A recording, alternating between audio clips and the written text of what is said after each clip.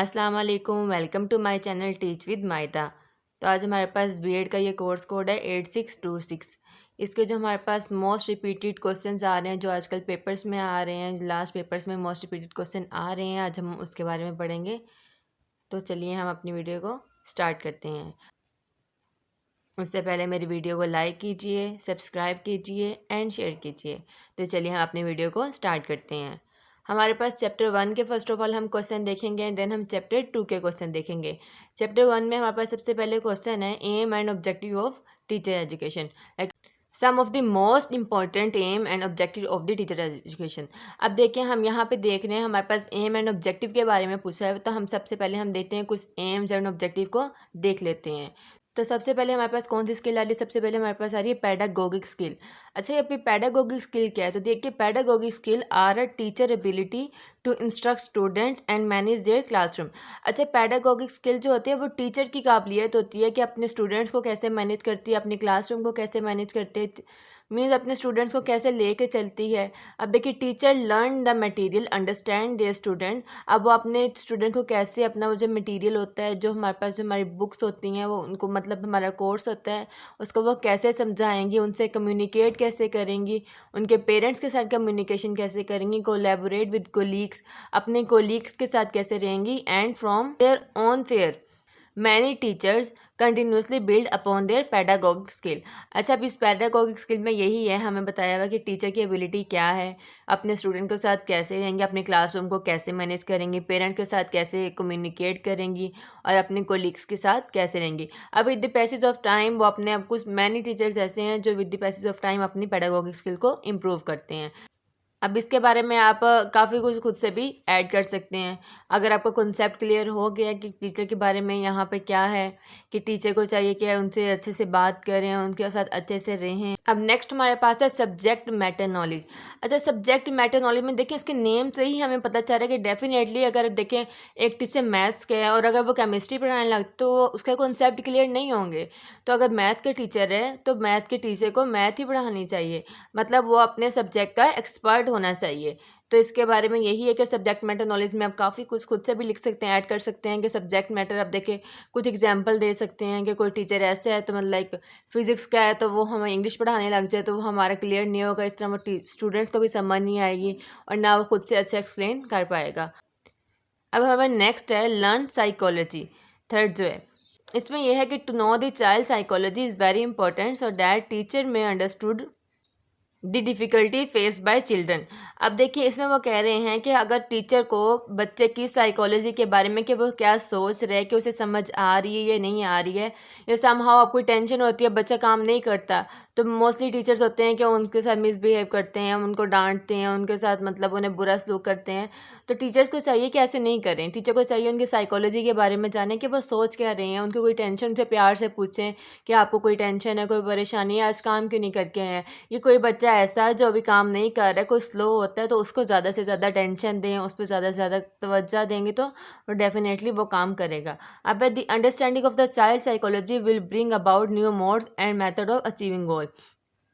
इसका मतलब ये है कि देखिए अगर जब टीचर को साइकोलॉजी के बारे में, उसके एक इंसान के माइंड के बारे में, बच्चे के माइंड के बारे में पता चल जाएगा, तो डेफिनेटली टीचर्स को पता होगा कि इस बच्चे को इस तरह ट्रीट करना है, इस बच्चे को इस तरह ट्रीट करना है, तो उसको डिफरेंट मेथड्स आ जाएंगे, डिफरेंट मोड्स आ जाएंगे अपने गोल को अचीव करने के लिए, ताकि बच्चों को अच्छे से समझ आ सके। तो ये टीचर की ड्यूटी है कि उनकी साइकोलॉजी को समझें अच्छे से। अब हमारे पास फोर्थ है developing an attitude toward teaching, mean teacher का भी अब हमारे पास है developing an attitude toward the student. अब देखिए इसमें क्या है, one of the major objective of the teacher education is to cultivate an appropriate attitude toward teaching. अब देखिए यहाँ पे फर्स्ट ऑफ ऑल हमारे जो टीचर्स होते हैं, समहाउ आप देखें अब किसी फील्ड में जा रहे हैं, आप फॉर एग्जांपल डॉक्टर बनना चाहते हैं लेकिन आप टीचिंग में आ गए हैं, आपको उसका पैशन ही नहीं है जिसमें आप आ रहे हैं काम कर रहे हैं। तो देखिए पहले फर्स्ट ऑफ ऑल वो कह रहे हैं अगर एक टीचर बनना है तो आपको अपना मतलब दिल से आप ये चाहें कि हाँ मैं टीचर बनना है, आपको एक शौक़ होना चाहिए उसका।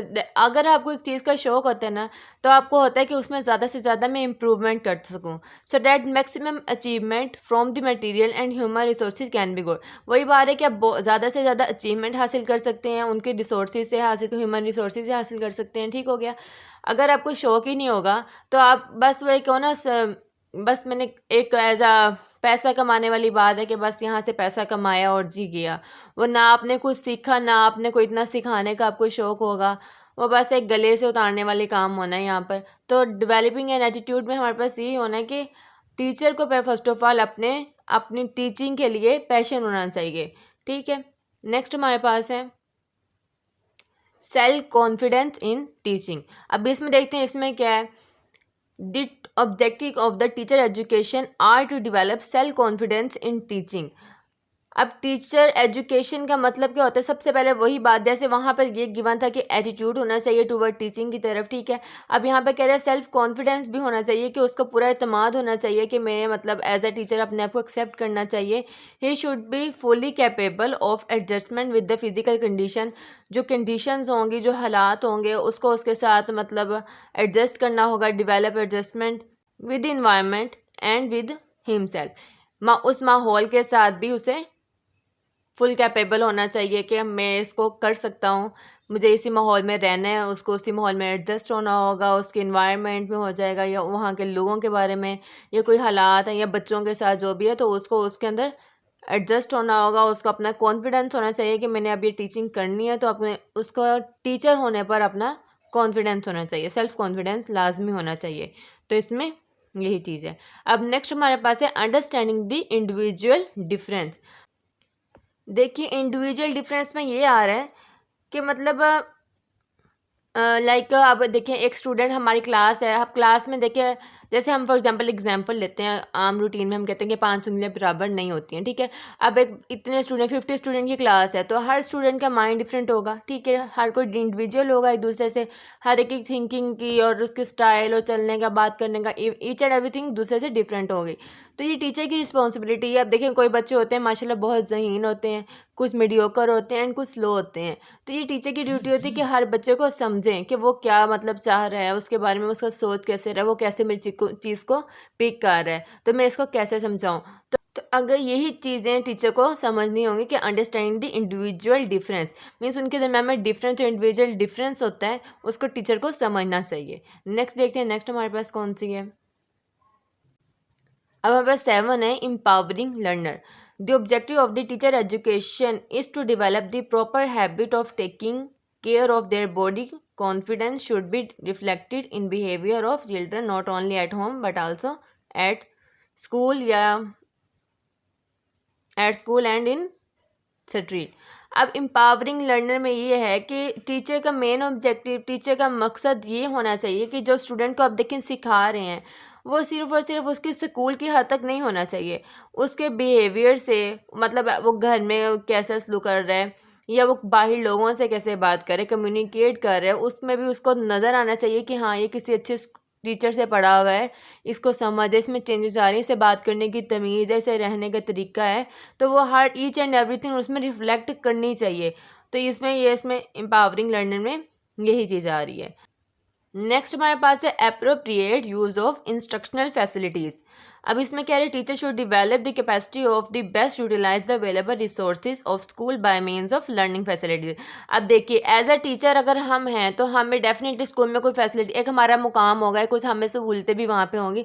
अब टीचर्स को चाहिए कि उसका नाजायज़ फ़ायदा ना उठाएं, तो उसको मतलब लाइक इस्तेमाल करें, उन रिसोर्सेज को इस्तेमाल करें, उन कैपेसिटी को अपनी कुछ कैपेसिटी रख कर इस्तेमाल करें। ये नहीं लिमिट में रह के उन चीज़ों को इस्तेमाल करना चाहिए, ये नहीं कि उसका मिस यूज़ करें। तो इसमें यही चीज़ आ रही है। तो ये कुछ एबिलिटीज़ थी और स्किल्स थी टीचर्स की। तो ये AIIMS and objective of teacher education थी। ये उस पॉइंट्स 8 पॉइंट्स थे, 8 हेडिंग्स थी इसकी। अब आप इसको अच्छे से एक्सप्लेन करके लिख सकते हैं। मैंने अपनी तरफ से तो कोशिश की आपको समझाने की। अब चलिए हम इसके नेक्स्ट क्वेश्चन पे चलते हैं। हमारे पास नेक्स्ट क्वेश्चन है ideology of teacher education in Pakistan. ये मोस्ट इंपॉर्टेंट क्वेश्चन है, वो भी इंपॉर्टेंट था, ये भी इंपॉर्टेंट है। ये मोस्ट रिपीटेड क्वेश्चन है जो पेपर्स में आ रहे हैं एंड कंटिन्यूसली यही आए जा रहे हैं। चलिए अब देखते हैं आइडियोलॉजी ऑफ टीचर एजुकेशन क्या है। फर्स्ट ऑफ ऑल आइडियोलॉजी क्या है, आइडियोलॉजी के बारे में देख लेते हैं। आइडियोलॉजी क्या है? Ideology is the combination of thoughts, ideas, values forming the basis of social, economical, political programme and principle. देखिए आइडियोलॉजी क्या है? आइडियोलॉजी कह रही है एक कम्बिनेशन है, एक मिलाप है हमारी सोच का, हमारे आइडियाज़ का, हमारी वैल्यूज़ का, जो कि हमारी बेसिस बना रहे हैं। कौन सी बेसिस बना रहे हैं? सोशल बना रहे हैं, इकोनॉमिकल बना रहे हैं, पॉलिटिकल बना रहे हैं, ठीक है। ये हमारे एक बेसिस बना रहे हैं। आइडियोलॉजी इतनी इंपॉर्टेंट है जितनी हमारे लिए the adoption of an ideology is as necessary for a society as food. अब देखिए वो कह रहे हैं अगर अपनी आइडियोलॉजी को आप अडॉप्ट करें, आइडियोलॉजी को अडॉप्ट करना बेहद इंपॉर्टेंट है, क्योंकि वो हमारी ईच एंड एवरीथिंग, देखो बेस ही हमारी आइडियोलॉजी बना रही है। हमारी वैल्यूज़, हमारी थॉट्स को मिलाकर एक आइडियोलॉजी बन रही है, जिससे हमारी बेसिस बनी है हमने कैसे रहना है, हम सोसाइटी में कैसे रहना है। पॉलिटिक्स में इंटरेस्ट है आपका तो आप वहाँ पे कैसे बिहेव करेंगे, कैसे वहाँ के कानून होंगे। तो देखिए वो कह रहे हैं कि अडॉप्शन, आइडियोलॉजी को अडॉप्ट करना इतना ज़रूरी है जितना आपके लिए खाना है, ठीक है। अब देखिए खाने के बगैर तो कोई ज़िंदा नहीं रह सकता, तो सोसाइटी में रहने के लिए आइडियोलॉजी को अडॉप्ट करना भी बेहद ज़रूरी होता है फॉर लिविंग बींग्स, ठीक हो गया। The survival of the society is totally based on the ideology. वो कहते हैं एक सोसाइटी है ना, वो टोटली डिपेंड कर रही है आइडियोलॉजी पे, टोटली सर्वाइव कर रही है आइडियोलॉजी पर। अगर एक society, if a society has no ideology it can not survive as a distinct nation. अब देखिए अगर अगर एक सोसाइटी के पास अपनी आइडियोलॉजी नहीं होगी, अपने कानून नहीं होंगे, अपने रूल्स नहीं होंगे, अपने आइडियाज़ नहीं होंगे, अपने थॉट्स नहीं होंगी, अपनी वैल्यूज़ नहीं होंगी, तो डेफिनेटली वो एक अलग सोसाइटी, अलग नेशन तो नहीं होगी, और ना ही वो सर्वाइव कर पाएगी इस आजकल के दौर में जो हमारे हालात हैं वहाँ पे वो सर्वाइव नहीं कर सकेंगी। तो हर इंसान को अपनी आइडियोलॉजी को अडॉप्ट करना होगा, वहाँ के तौर तरीक़ों को अडॉप्ट करेंगे तो डेफिनेटली आप वहाँ पे अच्छे से रह सकेंगे। The ideology of a nation, एक कौम की आइडियोलॉजी या एक सोसाइटी की ideology greatly affect almost all the aspect of the life. अब देखिए वो कह रहे हैं आइडियोलॉजी सिर्फ वहाँ पे सोसाइटी में रहने के लिए नहीं, बल्कि इंसान के या जो भी है या एक ह्यूमन बीइंग है, हम सब ह्यूमन बीइंग ही हैं, तो उसके greatly effect almost all the aspect, तमाम पहलुओं पर, ज़िंदगी की तमाम पहलुओं पर वो इफ़ेक्ट करती है, कहीं ना कहीं वो इफ़ेक्ट करेगी। अब देखिए वो कह रहे हैं कि education is also affected by ideology of nation. Education भी इससे मुतासिर होती है, affected by ideology of nation. Education में ये होता है कि देखिए हमारे टीचर्स होते हैं जो कि हमें एक छोटे से बच्चे को, अगर बच्चा नर्सरी प्रेप ऐसे क्लासेस में जा रहा है तो वहाँ पे टीचर उस दिन से सिखाते हैं कि आप लोगों के तौर तरीके क्या हैं, आपको कैसे सोसाइटी में रहना है, आपको बात कैसे करनी है, आपका कल्चर क्या, आपका। अब देखिए हम एज अ मुस्लिम हैं तो हमें इस्लाम के तौर तरीके बताए जाएंगे कि हमें एज अ मुस्लिम हमें कैसे अपने सोसाइटी में रहना है। अगर फॉर एग्जांपल हमारी टीचर हमें अब इंडियन, अगर लाइक हिंदू की तरह ट्रीट करें कि आप लोगों ने ऐसे वो जैसे पूजा करते हैं, तो क्या आप यहाँ पे अपने घर में रह सकते हैं? डेफिनेटली आप नहीं रह सकते हैं।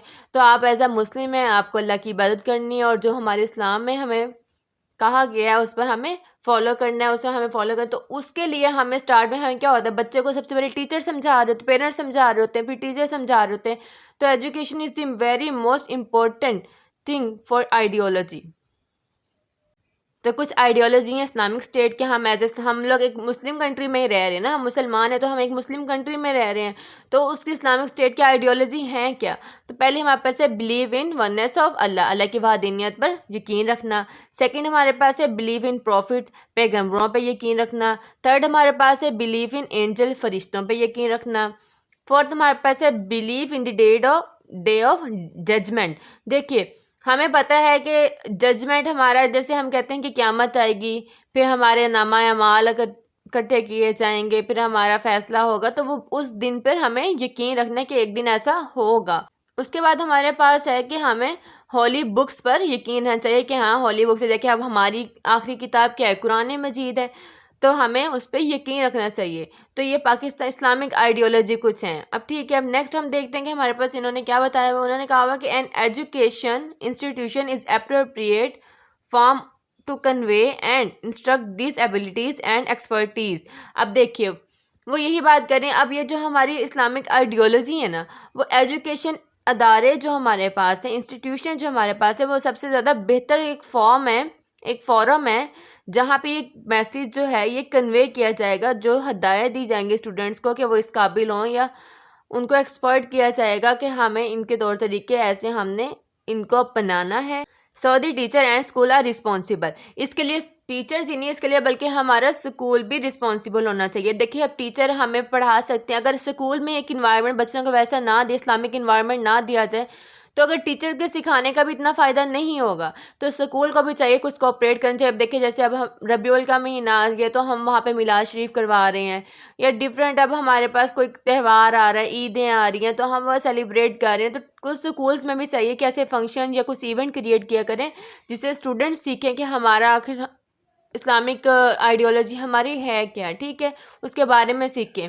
उसके बाद है हमारे पास है, अच्छा टीचर्स के बाद हमारे पास फ़िलोसफी जो होती है, हमारे पास नॉवेल्स होते हैं, उससे भी हम लोग ये अपनी इस्लामिक आइडियोलॉजी को फैला सकते हैं। देखिए अब फिलोसफी नॉवेल्स इन चीज़ों में क्या होता है, study of fundamental nature of knowledge reality and existence. वो देखिए अब लोग ज़्यादा अक्सर समटाइम ऐसे होता है कि बुक से ज़्यादा हम दूसरे नॉवेल्स पढ़ रहे होते हैं या कुछ फिलोसफी पढ़ रहे होते हैं। हमें चाहिए कि हमें वहाँ पे भी इनका इंटरेस्ट डेवलप करना चाहिए। वहाँ पे नेचर के बारे में होता है, रियलिटी में क्या चीज़ें हो रही हैं, क्या चीज़ मौजूद है, उसके बारे में भी होता है। अ थेरी और attitude that act as a guiding principle for behaviour.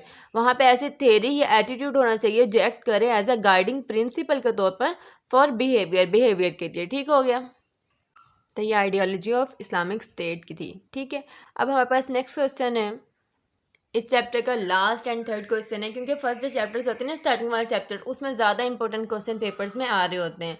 तो फर्स्ट चैप्टर में से अब 3 क्वेश्चन हैं, तो थर्ड क्वेश्चन हमारे पास है कम्युनिटी एंड एजुकेशन।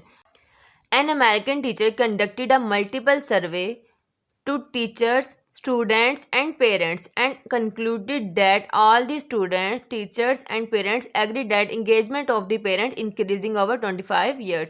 पिछले 25 साल से देखिए, वो फर्स्ट ऑफ ऑल कह रहे हैं कि जो एक अमेरिकन टीचर है उसने एक सर्वे कंडक्ट किया। एक सर्वे में वहाँ पे उसने टीचर्स को बुलाया, वहाँ पे उसने स्टूडेंट्स को बुलाया और वहाँ पे पेरेंट्स को बुलाया, और वहाँ पे उन लोगों को भी बुलाया जो इस बात से एग्री करते हैं कि 25 साल से जो पेरेंट्स की इंगेजमेंट है विद स्टूडेंट्स के साथ वो बढ़ती जा रही है। ठीक है, अब देखिए नेक्स्ट वो कह रहा है कि he identified that due to the engagement of parents increase the programme of academic and progress of student life. अब देखिए यहाँ पे गवर्नमेंट एंड प्राइवेट स्कूल से अगर हम बात ले रहे हैं तो देखिए गवर्नमेंट स्कूल में क्या होता है, गवर्नमेंट स्कूल में बच्चे, अब कोई पेरेंट्स ने जाके पीछे नहीं देखना होता कि वो क्या करें। अब जैसे हमारे देहाती या शहरी इलाके हो गए, देहाती में लोग क्या करते हैं, बच्चों को काम पे लगा देते हैं, घर जाके ये नहीं कहते अपना काम करेंगे, स्कूल आके नहीं टीचर से पूछते कि हमें इनकी प्रोग्रेस के बारे में बताएं कि ये क्या कैसे काम कर रहे हैं। तो लेकिन हमारे अब देखिए कुछ जैसे अब डिफरेंट बहुत अच्छे अच्छे स्कूल्स हैं जो हमारे, लाइक सिटी स्कूल हो गया, जैसे जनाब कॉलेज हो गया, ये डिफरेंट स्कूल्स हो गए हैं हमारे पास, बहुत अच्छे अच्छे हो गए, बीकन हाउस हो गया। वहाँ पे क्या हो रहा है, वहाँ पे ये हो रहा है कि पेरेंट्स टीचर मीटिंग होती है डेली बच्चे की प्रोग्रेस के बारे में, या अगर बच्चा कोई काम नहीं कर रहा है तो उसके बारे में उस टीचर्स को इन्फॉर्म, मतलब टीचर का रिस्पॉन्सिबिलिटी होती है कि वो पेरेंट्स को इन्फॉर्म करें। तो यहाँ पे वही बात हो रहा है कि वो अमेरिकन टीचर था, उसने एक सर्वे कंडक्ट किया जिसमें उन तमाम लोगों को बुलाया जो इस चीज़ से एग्री करते हैं कि अगर पेरेंट्स इन्वॉल्व होंगे, अगर पेरेंट्स भी टीचर्स का साथ देंगे तो उन बच्चे की प्रोग्रेस, बच्चे की एकेडमिक प्रोग्रेस जो होगी वो इंक्रीज होगी। ठीक है, ही स्टेटेड इन सर्वे, उसने उस सर्वे में क्या कहा, that the engagement of the parents, parents की इंगेजमेंट एक चैलेंज है, is a challenge in educational institution.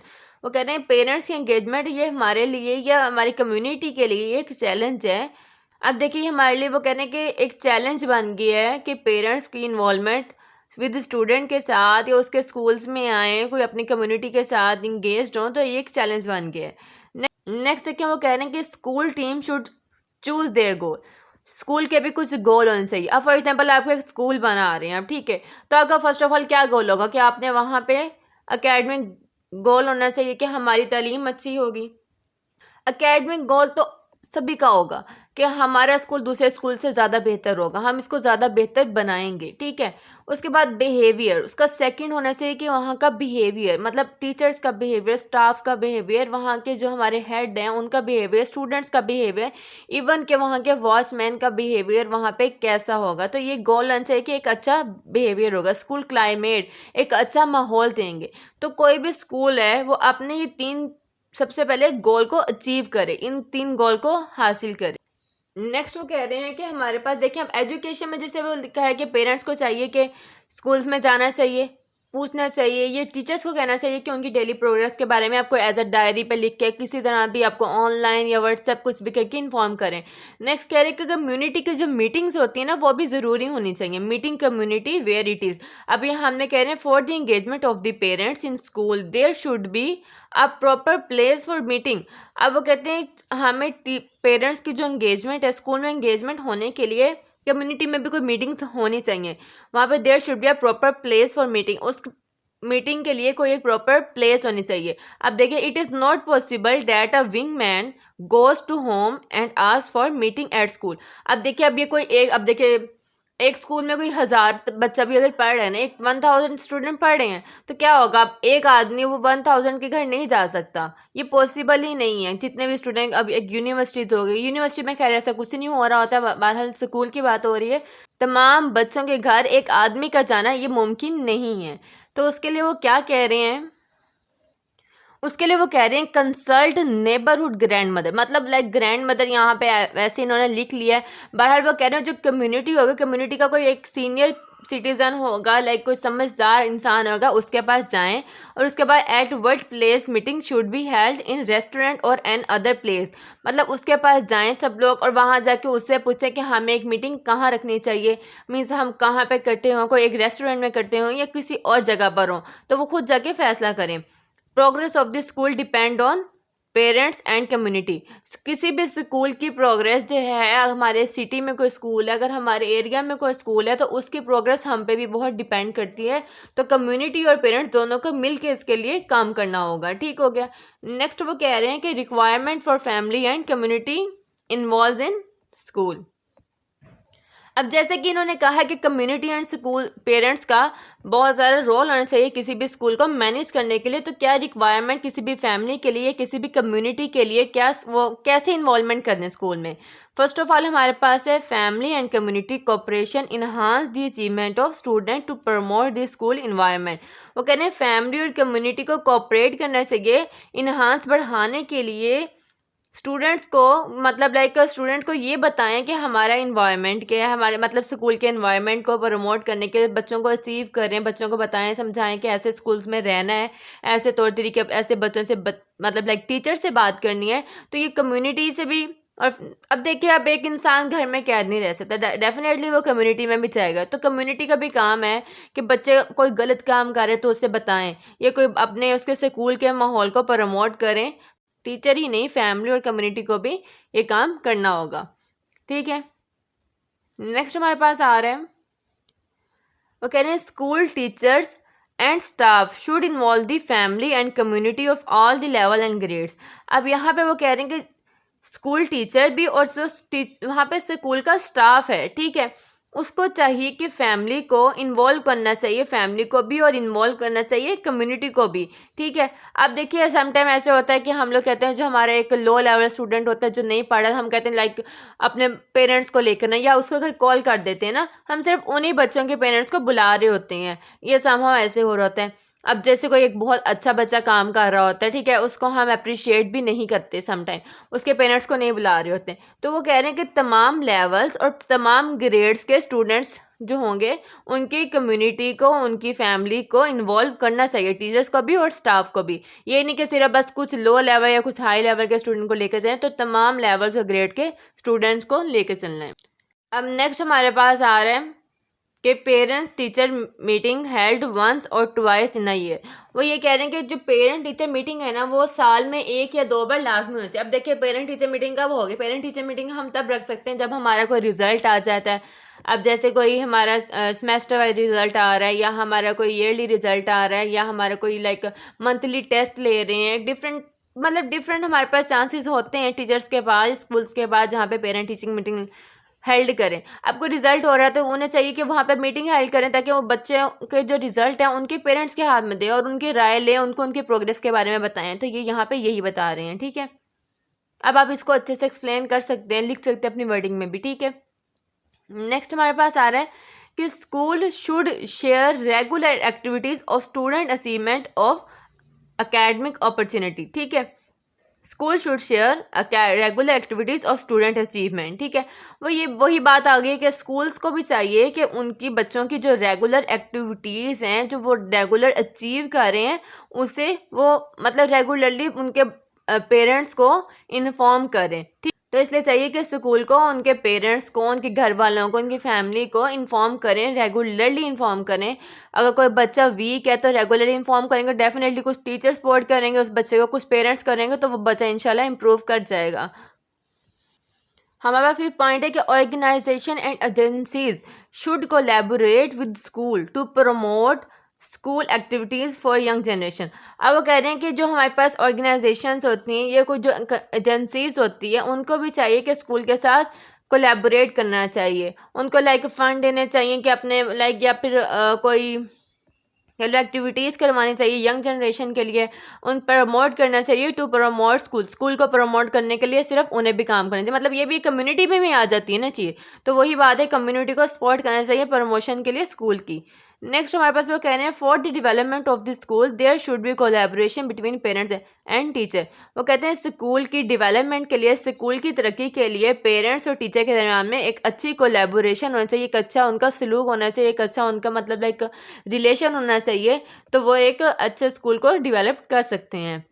Next ना एक थोड़ी सी बात यहाँ पर है कि एक विस्कॉन्सिन है जिसने एक मॉडल दिया था, वो उसके कुछ स्टेप्स हैं, उसमें ये कह रहे हैं कि सेल्फ डिटर्मिनेशन ये होता है पहला, उसमें इसमें ये बात है सेल्फ डिटर्मिनेशन में, अगर आप चाहें तो इसको ऐड कर लें, आपकी अपनी मर्जी है, लेकिन मैं थोड़ा सा समझा देती हूँ उसको। सेल्फ डिटर्मिनेशन में ये है कि हमारे यहाँ देखिए एक बच्चा पैदा होगा, सबसे पहले पेरेंट्स उसे बताएंगे कि चलना कैसे है, बोलना कैसे है, तो बच्चा पहले सबसे पहले वो कहते हैं ना बच्चा माँ की गोद से सीखता है, तो सबसे पहले पेरेंट घर वालों को चाहिए कि बच्चे को अच्छे से सिखाएं, अच्छे से समझाएं। ठीक है, तो सेल्फ डिटर्मिनेशन में यही चीज़ आ रही है कि पेरेंट्स सिखाएं। ठीक है, नेक्स्ट हमारे पास है सेल्फ हेल्प। अगर देखें सेल्फ हेल्प का मतलब ये तो ये स्टूडेंट की रिस्पॉन्सिबिलिटी आ रही है यहाँ पर। अगर देखें सेल्फ हेल्प का मतलब ये तो ये स्टूडेंट की रिस्पॉन्सिबिलिटी आ रही है यहाँ पर। स्टूडेंट की रिस्पॉन्सिबिलिटी ये है, अगर एक बच्चा खुद से ही कोई चीज़ सीखना नहीं चाहेगा ना, तो वो जितना मर्जी कम्युनिटी उसे सपोर्ट कर ले, जितनी मर्जी फैमिली सपोर्ट कर ले, जितना मर्जी स्कूल सपोर्ट कर ले, वो चीज़ नहीं सीखेगा। तो सेल्फ हेल्प मतलब खुद से भी अपने आप को मदद करनी चाहिए। तो स्टूडेंट को चाहिए कि मैं अपना लाइक अपने पढ़ने के अंदर शौक डेवलप उसमें होना चाहिए कि मैंने कुछ अचीव करना है, या फॉर एग्जांपल अगर वो पढ़ाई की तरफ नहीं किसी और तरफ भी जा रहे हैं, जहाँ भी वो जा रहा है उसको उस चीज़ का शौक होना चाहिए कि मैंने ये काम करना, तो डेफिनेटली अगर वो चीज़ मुश्किल भी हो जाएगी तो वो उसे कवर कर लेगा। उसके बाद हमारे पास इसमें थर्ड आ रहा है कि लोकलाइजेशन में हमारे पास ये आ रहा है कि सेरेमनीज, इवेंट, डिफरेंट वही बातें आ रही हैं कि इवेंट्स होने चाहिए, हमारी कोई पार्टीज होनी चाहिए, तो वो भी थोड़ा मतलब लाइक हमारे जो है स्कूल को प्रमोट करेगा, उसके इन्वायरमेंट को बताएगा, ऐसे ना ऐसी चीज़ें हमारी कम्युनिटी के बारे में बताएगा। ठीक है, उसके बाद हमारे पास ये है कि रिस्पॉन्सिवनेस के अच्छा रिस्पॉन्स भी मिलना चाहिए हमें। और लास्ट हमारे पास है लाइफ लॉन्ग लिविंग में वो ये कह रहे हैं कि देखिए अब वो कहते हैं ना हमारे पास है कि माँ की गोद से लेकर कब्र तक इल्म हासिल करो, कुछ ऐसा है कुछ ना, मतलब ये कि हम तालीम इल्म तो कभी रुक नहीं सकता ना, एक इंसान पैदा होने से एक इंसान मरने तक तालीम हासिल कर सकता है, तो ये लाइफ लॉन्ग लिविंग है, ये मतलब एजुकेशन हमेशा रहने वाली चीज़ है, और एक इंसान पैदा होने से मरने तक ये चीज़ हासिल कर सकते हैं। तो ये थर्ड क्वेश्चन था कम्युनिटी एंड एजुकेशन के बारे में। अगर मेरी वीडियो अच्छी लगी तो मेरे चैनल को लाइक कीजिए, सब्सक्राइब कीजिए एंड शेयर कीजिए, एंड मुझे कमेंट करके लाजमी बताइएगा कि आपको मेरे पढ़ाने का मेथड कैसा लगा। Thank you so much.